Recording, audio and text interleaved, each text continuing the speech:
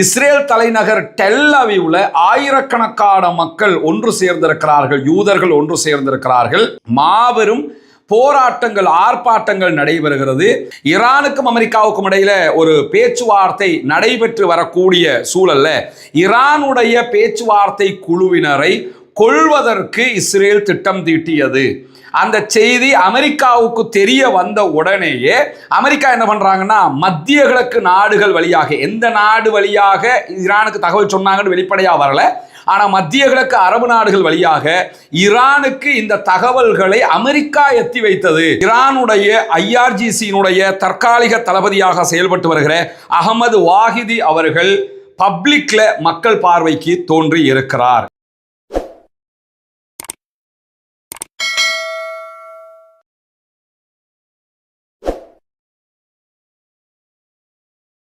அன்பிற்கினிய சகோதர சகோதரிகளை, நம் அனைவர் மீதும் ஏக இறைவனுடைய அமைதியும் கருணையும் உண்டாகட்டுமாக என்கிற உயரிய பிரார்த்தனைகளோடு, பாலஸ்தீனத்திற்கு எதிராக இஸ்ரேலிய ஆக்கிரமிப்பு இராணுவம் ஆரம்பித்த மாபெரும் ஒரு யுத்தம், ஒரு இன அழிப்பு போர் நடைபெற ஆரம்பித்து இன்றோடு 1000வது நாட்களை தாண்டி 1001வது நாளில் நம்ம நின்று கொண்டிருக்கக்கூடிய இந்த சூழல்ல மாபெரும் ஒரு யுத்தம் நடைபெற்றாலும் பாலஸ்தீன அப்பாவிகள் லட்சக்கணக்கில் கொல்லப்பட்டார்கள், காசா அழிக்கப்பட்டது. இன்று வரைக்கும் காசாவினுடைய வடுவை நம்ம நேரடியாக பார்க்க முடிகிறது.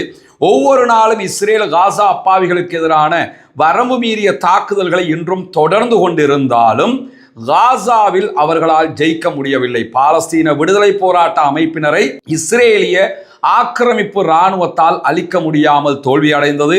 லெபனானிலே ஹிஸ்புல்லாக்களிடத்தில் தோல்வியடைந்தார்கள். ஈரானோடு நடைபெற்ற யுத்தத்திலும் மாபெரும் தோல்வியை அவர்கள் சந்தித்திருக்கிறார்கள். இப்படி எல்லா பகுதிகளிலும் பெரும் தோல்வியை சந்தித்திருக்கக்கூடிய இஸ்ரேலிய ஆக்கிரமிப்பு இராணுவமும் இஸ்ரேலிய ஆக்கிரமிப்பு அரசாங்கமும் தன்னை தற்காத்துக் கொள்வதற்கான ஒரு தீவிர முயற்சியில் ஈடுபட்டு கொண்டிருக்கிறது. இன்றைக்கு வெளியாக இருக்கக்கூடிய மிக முக்கியமான செய்திகளில் ஒன்று என்னன்னா, இன்றைய நாள் சரியாக அக்டோபர் 7ஆம் தேதியில் இருந்து 1000 நாள் முடிவுற்று 1001வது நாளாக இருக்கிறது. இஸ்ரேல் தலைநகர் டெல் அவீவ்ல ஆயிரக்கணக்கான மக்கள் ஒன்று சேர்ந்திருக்கிறார்கள், யூதர்கள் ஒன்று சேர்ந்திருக்கிறார்கள். மாபெரும் போராட்டங்கள், ஆர்ப்பாட்டங்கள் நடைபெறுகிறது. டெல் அவீவை தாண்டிய பல நகரங்களிலும் இந்த ஆர்ப்பாட்டங்கள், போராட்டம் நடைபெற்று கொண்டிருக்கிறது. காரணம் என்னன்னு சொன்னா, அக்டோபர் 7ஆம் தேதி எப்படி பாலஸ்தீன போராட்ட அமைப்புகளால் நாங்கள் பலம் மிக்க நாடு, பாதுகாப்பான நாடு, எங்களை விட்டா உலகத்தில் இன்டெலிஜென்ஸ் யாருமே கிடையாது என்றெல்லாம் மாறுதட்டி கொண்ட இஸ்ரேலுடைய பாதுகாப்பு துறையை மீறி இஸ்ரேலுக்குள் தாக்குதல் நடத்தியது எப்படி? இதற்கான விரிவான விசாரணை வேண்டும். இந்த விசாரணையில இந்த தாக்குதலை தடுக்க தவறியவர்கள் மீது உச்சகட்டமான தண்டனை விதிக்கப்பட வேண்டும் என்கிற கோரிக்கையை வலியுறுத்தித்தான் ஆயிரக்கணக்கானவர்கள் தெருவுக்கு வந்திருக்கிறார்கள். இஸ்ரேலில் தேர்தல் பிரச்சாரம் சூடுபிடித்திருக்கிறது. ஆட்சியை பிடிப்பதற்கு மீண்டும் பெஞ்சமின் நெத்தன்யாகுவினுடைய வலதுசாரிகள் தீவிர முயற்சிகளை செய்து வரக்கூடிய இந்த சூழல்ல இப்படியான ஆர்ப்பாட்டங்கள் பெஞ்சமின் நெத்தன்யாகுவினுடைய அரசியல் எதிர்காலத்தை இன்னும் ஒரு கேள்விக்குறியால் தூரப்படுத்தி கொண்டே இருக்கக்கூடிய சூழலை நம்ம பார்க்க முடியும். அந்த அடிப்படையில் தான் இஸ்ரேலிய பிரதமர் பெஞ்சமின் நெத்தன்யாகு மேல இந்த தாக்குதலை தடுக்க தவறியதற்கு எதிராக விசாரணை கமிஷன் அமைக்கப்பட வேண்டும் என்று இஸ்ரேலுக்குள்ள யூதர்கள் பெருவாரியாக கோரிக்கை விடுத்தாலும் பெஞ்சமின் நெத்தன்யாகு இதற்கு பதிலாக ஒரு அரசியல் ஆணையத்தை நியமித்திருக்கிறார். அரசியல் ஆணையம் ஒன்று நியமிச்சா என்ன ஆகும்னு கேட்டா, அந்த ஆணைக்குழு விசாரணை நடத்தி அறிக்கையை சப்மிட் பண்ணுவாங்க. அதனால பரிந்துரைகள் தான் பண்ண முடியுமே தவிர ஆக்ஷனுக்கு போக முடியாது. ஆனால் இஸ்ரேலுடைய பொதுமக்கள், யூதர்கள் கேட்கிற கோரிக்கை என்னன்னு கேட்டா, பரிந்துரைக்கிற ஆணைக்குழு அல்ல. அதைத்தான் இப்ப பெஞ்சமின் நெத்தன்யாகு நியமிச்சிருக்கிறார். அவர்கள் கேட்பது விசாரணை கமிஷன். விசாரணை நடத்தி இதுதான் தண்டனை என்று தண்டனையையும் அறிவிக்கணும் அப்படின்னு கேட்கிறாங்க. அப்படி அறிவிக்க போனா பெஞ்சமின் நெத்தன்யாகு, இஸ்ரேலி காட்ஸ், அங்கிருக்கக்கூடிய இஸ்ரேலுடைய வார் கேபினட்ல இருந்த அமைச்சர்கள், அதை தாண்டி இராணுவ தளபதிகள் என்று பல பேரும் குற்றவாளி கூண்டிலே நிறுத்தப்பட்டு சிறை செல்வது நிச்சயமாக மாறிவிடும். அதை தவிர்க்கிறதுக்காகத்தான் இந்த மாதிரியான ஒரு அரசியல் விசாரணை கமிஷனை போட்டு எப்படியாவது தப்பிச்சுக்கிறோம் பெஞ்சமின் நெதன்யாகு ரொம்ப தடுமாறி கொண்டிருக்கிறார். இன்கேஸ் எதிர்வருகிற தேர்தலில் பெஞ்சமின் நெதன்யாகு தோல்வி அடைந்தால், ஒரு விசாரணை கமிஷன் அமைக்கப்பட்டால், அதுவும் பெஞ்சமின் நெதன்யாகு சிறை செல்வதற்குரிய இன்னும் ஒரு காரணமாக மாறிவிடும். இப்படியான ஒரு சூழலில் தான் இந்த ஆர்ப்பாட்டங்கள் நடைபெற்று வரக்கூடிய செய்திகளுக்கு மத்தியில் நியூயார்க் டைம்ஸ் ஒரு பரபரப்பான செய்தியை நேற்று இரவு வெளியிட்டிருந்தது. அந்த செய்தி இன்றைக்கு மத்திய கிழக்கில் பல ஊடகங்களையும் தலைப்புச் செய்தியாக மாறியிருக்கிறது. ஏன் வால் ஸ்ட்ரீட் ஜேர்னல் உள்ளிட்ட வெஸ்ட் மீடியாக்கள் பலவற்றிலும் அது ஒரு முக்கிய செய்தியாக மாறியும் இருக்கிறது. அது என்ன செய்தின்னு சொன்னா, ஈரானுக்கும் அமெரிக்காவுக்கும் இடையில ஒரு பேச்சுவார்த்தை நடைபெற்று வரக்கூடிய சூழல்ல ஈரானுடைய பேச்சுவார்த்தை குழுவினரை கொல்வதற்கு இஸ்ரேல் திட்டம் தீட்டியது. அந்த செய்தி அமெரிக்காவுக்கு தெரிய வந்த உடனேயே அமெரிக்கா என்ன பண்றாங்கன்னா, மத்திய கிழக்கு நாடுகள் வழியாக, எந்த நாடு வழியாக ஈரானுக்கு தகவல் சொன்னாங்கன்னு வெளிப்படையா வரல, ஆனா மத்திய கிழக்கு அரபு நாடுகள் வழியாக ஈரானுக்கு இந்த தகவல்களை அமெரிக்கா எத்தி வைத்தது. நாங்க பேச்சுவார்த்தையை தான் விரும்புறோம், உங்களோட சமாதானமா போக நினைக்கிறோம், ஆனா பேச்சுவார்த்தைக்கு வருகிற உங்களையே கொல்றதுக்கு இஸ்ரேல் திட்டமிடுறான், எனவே பி கேர்ஃபுல் அப்படின்னு அந்த தகவலை ஈரானுக்கு சொல்லிருங்கன்னு மத்திய கிழக்கு நாடுகளுக்கு அமெரிக்காவுடைய வெள்ளை மாளிகை அதிகாரிகள் தகவல் கொடுத்திருக்கிறார்கள் ஈரானுக்கு எத்தி வைக்கும்படி. இந்த செய்தியை நியூயார்க் டைம்ஸ் பகிரங்கமாகவே வெளியிட்டிருப்பது மட்டுமல்லாமல், ஈரானுடைய பேச்சுவார்த்தை குழுவின் மிக முக்கியஸ்தர்களாக இருக்கக்கூடிய ஈரானுடைய ஃபாரின் மினிஸ்டர் அப்பாஸ் அராக்சி, அதே போன்று ஈரானுடைய நாடாளுமன்ற சபாநாயகர் முகமது பாகர் ஹலீபாப், இந்த 2 பேரையும் கொல்வதற்கு இஸ்ரேல் திட்டமிட்டிருக்கிறது. எனவே ரொம்ப கவனமாக பாதுகாப்பாக இருந்து கொள்ள சொல்லுங்க அப்படின்னு அமெரிக்கா ஈரானுக்கு அரபு நாடுகள் வழியாக தூது செய்தியை கொடுத்திருக்கிறார்கள். இப்படி சொல்றதாக இருந்தா முக்கியமாக யார் வழியாக சொல்லியிருக்கணும்னா கத்தார் வழியாகத்தான் சொல்லியிருக்கணும். ஏன்னா கத்தார் தான் அரபு நாடுகளே ரொம்ப நெருக்கம் பாராட்டக்கூடிய நாடு ஈரானோட. எப்படியோ ஈரானுக்கு தகவல் சொல்லப்பட்டிருக்கீங்க. நம்ம என்ன கவனிக்கணும்னு கேட்டா, யாருக்கு யாரு எதுக்கு தகவல் கொடுக்குறாங்க? ஈரானை அழிப்போம், ஈரானியர்களை இல்லாமலாக்குவோம், ஈரான் ஆட்சியை முடிவுக்கு கொண்டு வருவோம், இஸ்ரேல் தான் என்று சொல்லி இஸ்ரேலுக்காகவே இருந்த அமெரிக்கா, இஸ்ரேலுக்காகவே இருந்த அமெரிக்காவுடைய அதிபர் டொனால்ட் ட்ரம்ப், அத்தனை பேரும் சேர்ந்து ஈரானுடைய தலைவர்களை பாதுகாப்பதற்கு ஐடியா கொடுக்கிறார்கள். நிலைமை எப்படி தலைகீழாக மாறி இருக்கிறது. அல்லாஹ்வினுடைய ஏற்பாடு, யூதர்கள் காலுக்கு கீழாக போய்விட்டார்கள். யூதர்கள் யாருங்கிறத அமெரிக்க மக்கள் மட்டுமல்ல, அமெரிக்க ஊடகங்கள் மட்டுமல்ல, உலக நாடுகள் மட்டுமல்ல, அமெரிக்க அதிபரும் வெள்ளை மாளிகையில் இருக்கவங்க கூட மிக தெளிவாக புரிந்து கொண்டிருக்கிறார்கள். அதை தாண்டி அமெரிக்காவில் நடைபெற்று வரக்கூடிய வருகிற நவம்பரில் தேர்தல் இருக்கிறது. அதற்காக உட்கட்சி தேர்தல்கள் நடைபெற்று வருகிற அந்த தேர்தல்களில் பல இடங்கள்லையும் ப்ரோ பாலஸ்தீனியன் ஆர்ப்பாட்டக்காரர்கள், பாலஸ்தீன ஆதரவு ஆர்ப்பாட்டக்காரர்கள் வெற்றி அடைந்து வருகிறார்கள். குறிப்பாக மம்தானியினுடைய ஆதரவு பெற்றவர்கள் வெற்றி அடைந்து வருகிறார்கள். இதுவெல்லாமே பாலஸ்தீனத்திற்கான ஆதரவு அலை அமெரிக்காவிலே ஓயாமல் இருக்கிறது. இஸ்ரேலியர்களை அமெரிக்கர்கள் மிக தெளிவாக யூதர்களை பற்றி புரிந்து கொண்டிருக்கிறார்கள். ஹோலோகாஸ்டுக்கு பிறகு யூதர்களை பற்றி உலகம் மிக தெளிவாக புரிந்து கொண்ட காலகட்டமாக இதைத்தான் நாம் பார்க்க முடியும் என்பதையும் இந்த செய்திகளில் புரிந்து கொள்ள முடியும். அந்த அடிப்படையில் தான் அமெரிக்காவே உளவு தகவல்களை கொடுத்திருக்கிறாங்க. ஈரானுக்கு ரொம்ப கவனமாயிருங்க, இஸ்ரேல்காரன் கொண்டா இந்த பேச்சுவார்த்தைலாம் நாசமா போயிடும், அவனுக்கு நம்ம 2 பேரும் நல்லா இருக்கிறது பிடிக்காது என்கிற விதமாக இந்த கருத்துக்களை பகிர்ந்திருக்கிறார்கள் என்கிற செய்திகளை நம்ம பார்க்க முடியும். ஏன்னா இஸ்ரேலை பொறுத்தவரையில் இந்த செய்தியை இஸ்ரேலை பற்றி அமெரிக்கா சொல்லும் போது ஒரு உதாரணத்தையும் சொல்லியிருக்கிறாங்க. இஸ்ரேல் எப்பொழுதுமே பேச்சுவார்த்தைகளை நாசமாக்குவாங்க, அதனால நீங்க கவனமா இருக்கணும். அது ஒரு முக்கியமான பாயிண்ட் தான். என்னன்னு கேட்டால், அது அமெரிக்காவும் கவனமா இருக்கணும், அதே போன்று ஈரானும் கவனமாக இருக்கணும். அதுக்கு அவங்க சொன்ன உதாரணம் என்னன்னா, பாலஸ்தீன விடுதலை அமைப்போடு அமைதி பேச்சுவார்த்தைகள் இஸ்ரேல் நடத்தி கொண்டே இருக்கிற நேரத்தில் தான் கத்தர்ல இஸ்ரேல் கொடுத்திருந்த ப்ரொபோசலை அவங்க ஆய்வு செய்து கொண்டிருக்கும் போது, எப்படி அமைதி பேச்சுவார்த்தை, என்ன மாதிரி ரஃபா பார்டர் திறக்கிறதா இல்லையா, இந்த மாதிரி அதை ஆய்வு செய்து கொண்டிருக்கும் போது தான் ஹலீல் அல் ஹையா உள்ளிட்ட பாலஸ்தீன விடுதலை அமைப்பினுடைய தலைவர்களை இலக்கு வைத்து இஸ்ரேலிய ஆக்கிரமிப்பு இராணுவம் கத்தருக்குள்ள தாக்குதல்களை நடத்தினது. அல்லாஹ்வினுடைய உதவியால் பாலஸ்தீன விடுதலை அமைப்பை சேர்ந்தவர்கள் பாதுகாக்கப்பட்டார்கள். ஒரு 3 சகோதரர்கள் அதிலே கொல்லப்பட்டார்கள், ஷஹீதாக்கப்பட்டார்கள். ஆனால் மெயின் டீம் பாதுகாக்கப்பட்டுட்டாங்க. இந்த மாதிரி பேசிக்கிட்டே என்ன பண்ணுவான்னு கேட்டால் அட்டாக் பண்ணுவான், இது அவனுடைய வேலை, அதனால கவனமாயிருங்கன்னு உதாரணத்தை சொல்லித்தான் சொல்லி இருக்கிறாங்க. அல்லாஹ்வே தூய்மையானவன், அல்லாஹ்வே போதுமானவன். எப்படி நிலைமை மாறிக்கொண்டிருக்கிறது என்பதை நம்ம புரிந்து கொள்ளுகிற அதே நேரத்தில் முதல் தடவையாக யுத்தத்திற்கு பிறகு ஈரானுடைய IRGC-னுடைய தற்காலிக தளபதியாக செயல்பட்டு வருகிற அகமது வாஹிதி அவர்கள் பப்ளிக்ல மக்கள் பார்வைக்கு தோன்றி இருக்கிறார். ஈரானுடைய முன்னாள் ஆன்மீக தலைவர் இந்த ஈரான் அமெரிக்கா வார்ல முதல் 24 மணி நேரத்துக்குள்ளாகவே கொல்லப்பட்ட ஆயத்துல்லா அலி ஹாமனி அவர்களுடைய ஜனாசா அடக்கத்திற்குரிய ஏற்பாடுகள் நடைபெற்று வருகிறது. இன்று முதல் அதனுடைய பணிகள் ஆரம்பிக்கப்பட்டிருக்கிற காரணத்தினால முதல் நிகழ்வுகளில் பல நாடுகளைச் சேர்ந்த பிரமுகர்களும் பங்கெடுத்திருக்கிறார்கள். பாகிஸ்தானுடைய பிரதமர் ஷபாஸ் ஷரீப் உள்ளிட்ட குழுவினர் கலந்து கொண்டிருக்கிறார்கள். இப்படி பல பேரும் வந்திருக்கக்கூடிய சூழல்ல யுத்தம் ஈரானுக்கும் அமெரிக்காவுக்கும் இடையிலான இஸ்ரேலுக்கும் இடையிலான யுத்தம் ஆரம்பிச்சதுல இருந்து பப்ளிக்ல தோற்றம் காட்டாத ஒருவர் IRGC-னுடைய தற்போதைய தற்காலிக தளபதி. ஏன்னா IRGC-னுடைய தளபதியையும் இந்த ஓரில் அவங்க கொண்டிருந்தாங்க. அதனால தற்காலிக தளபதி நியமிக்கப்பட்டிருந்தாரு அகமது வாஹிதி. அவர் முதல் தடவையாக மக்கள் மன்றத்திற்கு வந்திருக்கிறார். ஆயத்துல்லா அலி ஹாமனியினுடைய ஜனாசாவை பார்வையிடுவதற்காக அவர் வந்திருந்தாரு.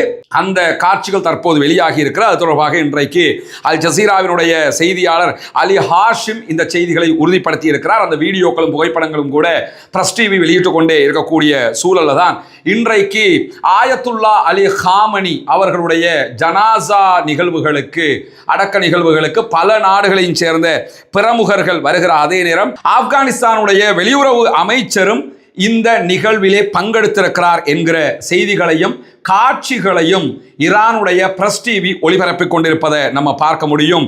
ஆப்கானிஸ்தானுடைய ஃபாரின் மினிஸ்டராக செயல்படுகிற அமீர் கான் முத்தகி அவர்கள் இந்த நிகழ்விலே பங்கெடுத்திருந்தார். அந்த காட்சிகளை ஈரானுடைய பிரஸ் டிவி லைவாகவே ஒளிபரப்பிக் கொண்டிருந்தது.